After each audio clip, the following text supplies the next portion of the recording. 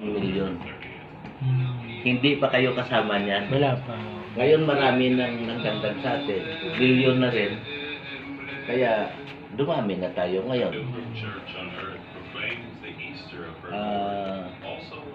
Sa kasalukuyan, ito ngayon tayo, ako, tinatakbo na nominee ng bagong Pilipinas Party List. Kaya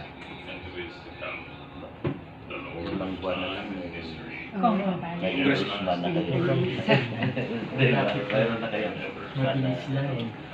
malalapitan. Dito lang tayo. Hindi tayo magtatago. Harapin natin ang kung ano man ang maitulong natin sa ating komunidad.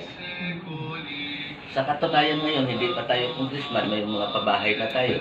Mahigit na 3,000 na beneficiaries natin ng housing natin. Kaso malayo lang ngayon doon pa sa Cavite, Rosario. Mga scholar natin. Marami tayo scholar. May mga tupad na yun, di ba? Parang congressman na nagpapatupad na tayo, nag-akap na tayo. Pero ito ngayon, ang kaganda nito pag nahalal na tayo, after 5 months, hindi na tayo aasa sa national government, may sarili na tayo. Yes. May ano na tayo, may pundo ng congressman na sarili. Kaya ako na mismo ang mag-desisyon, hindi na tayo hingi na kaya kunting ano na lang siguro. Kunting na.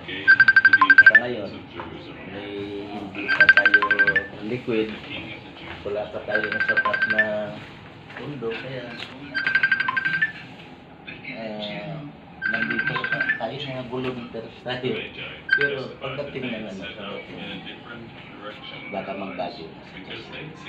Wala tayong pinapangako, pero pag may sakit sa inyo, kaya naman natin tumulong. Kasi yan si Gustito, kanina yung ano natin, wala tayong problema sa PCS. Director Police Social. Siya yan, si National.